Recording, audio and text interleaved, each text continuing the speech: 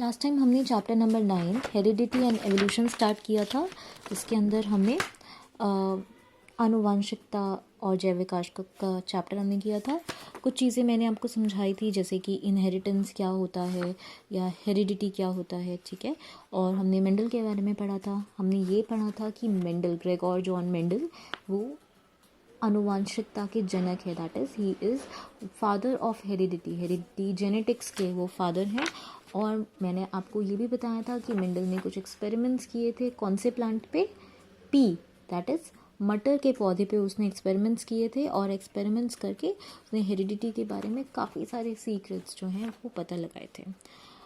7 contrasting characters, यानी कि 7 विपर्यासी विकल्पी लक्षणों को उसने लिया और उनके बीच में एक्सपेरिमेंट्स किए, जो कि थे shape of seed, colour of seed, flower का कलर, उसकी जो फली होती है, पॉड होता है, उसका शेप, पॉड का कलर येलो या ग्रीन हो सकता है, पोजीशन ऑफ फ्लावर, जो फूल होता है उसकी पोजीशन क्या होगी, और हाइट, लंबाई।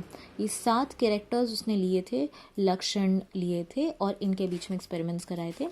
फिर मैंने आपको एक टर्म और समझाई थी, डोमिनेंट और रिसेसिव कैरेक्टर्स, यानी कि प्रभावी लक्षण और अप्रभावी लक्षण। वैसे हम बताया था ना मैंने आपको, डोमिनेंट कैरेक्टर या प्रभावी लक्षण क्या होता है कि जो डोमिनेट करेगा, यानी कि अगर डोमिनेंट और रिसेसिव दोनों हैं तो डोमिनेंट दिखाई देगा और रिसेसिव दिखाई नहीं देगा क्योंकि वो अप्रभावी है।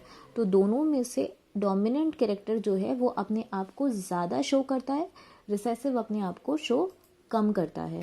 या आप ऐसा कह सकते हैं कि अगर प्रभावी अप्रभावी दोनों लक्षण हैं तो प्रभावी का प्रभाव ज़्यादा पड़ता है, वो ज़्यादा शो करता है, अप्रभावी कम दिखाई देगा।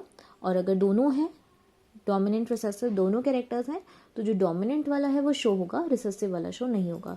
रिसेसिव तभी शो होगा जब दोनों रिसेसिव होंगे, तभी शो होगा, ठीक है। आज का ये टॉपिक हम करेंगे स्टार्ट, तो आपको ये डोमिनेंट और रिसेसिव जो हमने लास्ट टाइम किया था वो और अच्छे से समझ में आ जाएगा। आज हम करेंगे, मेंडल ने 2 क्रॉस दिए थे, वन इज़ मोनोहाइब्रिड क्रॉस और दूसरा डाईहाइब्रिड क्रॉस है, जो हम अगली क्लास में करेंगे। तो है आज जो हम पढ़ रहे हैं वो है मोनोहाइब्रिड क्रॉस। हिंदी में इसे कहते हैं एकल संकरण या फिर एक संकर क्रॉस भी आपको कहीं कहीं पर लिखा हुआ मिलेगा।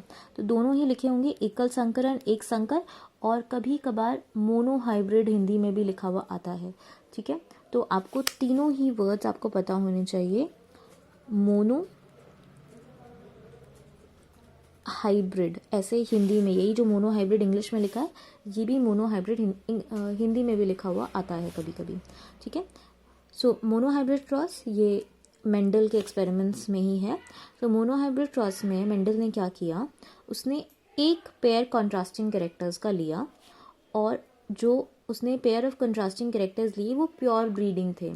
प्योर ब्रीडिंग का मतलब जो दोनों उसने प्लांट्स लिए, दोनों प्लांट्स प्योर ब्रीडिंग थे, होमोजाइगस थे, यानी जैसे उसने एक टॉल प्लांट लिया और एक शॉर्ट प्लांट लिया, ठीक है। दोनों कंट्रास्टिंग हैं, कंट्रास्टिंग का मतलब दोनों अलग अलग हैं, एक लंबा है तो एक छोटा है, एक टॉल है एक शॉर्ट है, ठीक है। दोनों कंट्रास्टिंग हो गए, कंट्रास्टिंग का मतलब ऑपोजिट जो होता है। तो जो टॉल प्लांट है उसमें भी दोनों कैपिटल टी हैं और शॉर्ट में दोनों स्मॉल टी है। कैपिटल टी टॉल के लिए होता है और स्मॉल टी जो है वो शॉर्ट के लिए होता है, ठीक है।